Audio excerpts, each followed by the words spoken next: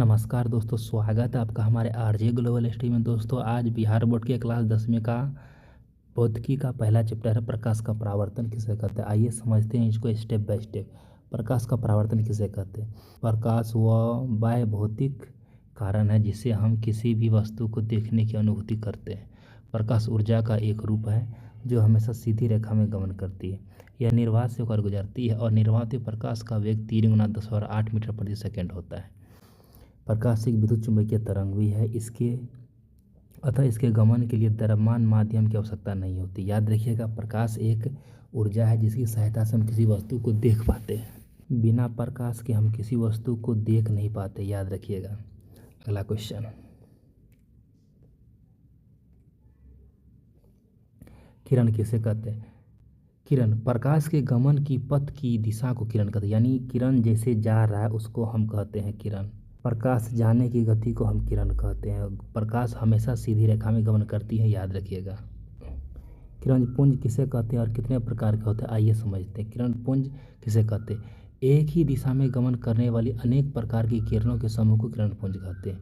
यह किरण पुंज एक व्यवस्थित पुंज है जो एक निश्चित दिशा में ऊर्जा का परिवहन करता है, जो 3 प्रकार के होते हैं। पहला, समांतर किरण पुंज, यानी दोनों किरणों के बीच की दूरी समान रहती है।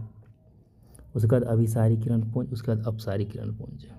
अगला समझते हैं, समांतर किरण पुंज किसे कहते हैं। याद रखिएगा, जिस किरण पुंज की सभी किरणें एक दूसरे के समांतर होती है उसे समांतर किरण पुंज कहते हैं।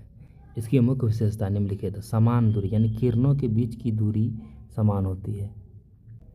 ऊर्जा पर यह एक निश्चित दिशा में प्रकाश ऊर्जा को अवस्थित करती है जो ले जाने का कार्य करती है। जैसे देखिए, लेजर लाइट से निकला प्रकाश किरण के बीच की दूरी समान है। अगला, अभिसारी किरण पुंज, जिस किरण पुंज की सभी किरणें एक बिंदु पर जाकर मिलती है उसे अभिसारी किरण पुंज कहते हैं। जैसे देखिए, किरण यहाँ निकला, एक बिंदु पे जाके मिल गया, उसे हम कहेंगे अभिसारी किरण पुंज। यह किरण एक विशिष्ट बिंदु पर एकत्रित होकर ऊर्जा का संकेंद्रण करती है। उत्तल लेंस और दर्पण, इसे प्राप्त करने के लिए उत्तल लेंस या अवतल दर्पण का उपयोग किया जाता है। ऊर्जा का संकेंद्रण, फोकल बिंदु पर अधिकतम प्रकाश ऊर्जा प्राप्त होती है जिसका उपयोग विभिन्न वैज्ञानिक अनुप्रयोगों में किया जाता है। अभिसारी किरण पुंज किसे कहते हैं। जिस किरण पुंज की सभी किरण एक बिंदु से निकलकर चारों ओर फैल जाती है उसे हम अभिसारी किरण पुंज कहते हैं। इसकी मुख्य विशेषता, यह किरण एक ही सूक्ष्म बिंदु से निकलकर प्रसारित होती है। कोना में विस्तार, जैसे जैसे यह किरण आगे बढ़ती है उनके बीच का कोण और दूरी बढ़ती है जिससे प्रकाश का क्षेत्र विस्तृत हो जाता है। उपयोग, इसका उपयोग प्रकाश को फैलाने वाले उपकरण में किया जाता है, जैसे फ्लैश लाइट।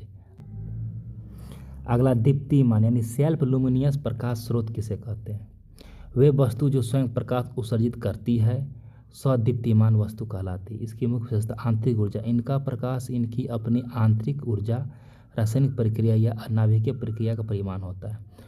जैसे सूर्य की रोशनी, जलता हुआ बल्ब, जलती हुई मोमबत्ती, जुगनू, फिलामेंट, ये जुगनू है। ये तो आजकल देखने को नहीं मिलेगा। अंधेरे में दृष्टि, अंधेरे में इन्हें देखने के लिए किसी बाहरी प्रकाश की आवश्यकता नहीं पड़ती है। उदाहरण, सूर्य, तारे, जलती मोमबत्ती, बिजली बल्ब, जुगनू। अनुप्रयोग, प्रकाश प्रदान करने और विभिन्न तकनीकों में किया जाता है।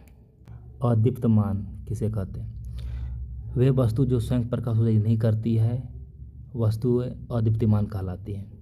प्रकाश परावर्तन, ये वस्तु स्वयं प्रकाश पैदा नहीं करती हैं बल्कि दूसरे प्रकाश स्रोत से आने वाले प्रकाश को परावर्तित करती है। दृश्यता, ये केवल तब दिखाई देती है जब किसी सेल्फ लुमिनियस वस्तु का प्रकाश उन पर पड़ता है। उदाहरण, चंद्रमा, मेज, कुर्सी, किताब, पत्थर।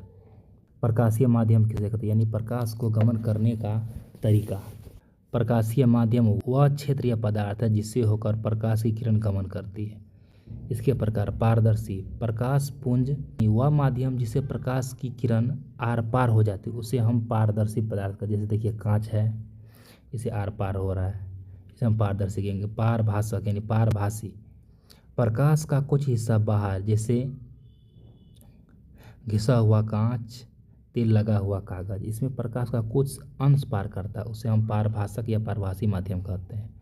अपारदर्शक, जब प्रकाश बिल्कुल पार नहीं करता है, टकरा के वापस लौट जाता है, जैसे लकड़ी, धातु, दीवार इत्यादि।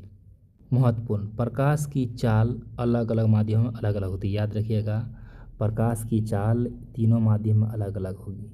आज के चैप्टर का लास्ट क्वेश्चन है, छाया किसे कहते हैं? छाया की परिभाषा, जब प्रकाश की किरण किसी अपारदर्शी वस्तु से टकराकर रुक जाती है तो उसे उस वस्तु के पीछे के क्षेत्र में प्रकाश की कमी हो जाती है, जिसे छाया कहते हैं। छाया के दो भाग होते हैं, परत छाया, उपछाया। परत छाया छाया का सबसे गहरा और केंद्रीय भाग होता है जहाँ प्रकाश पूरी तरह रुक जाता है। उपछाया प्रकाश का बाहरी भाग और धुंधला भाग जहाँ प्रकाश आंशिक रूप से रुक जाता है। छाया का निर्माण प्रकाश की एक सीधी रेखा में चलने के परिणाम के कारण होता है। याद रखिएगा, जैसे ये देखिए मानव है, इसका छाया यहाँ है।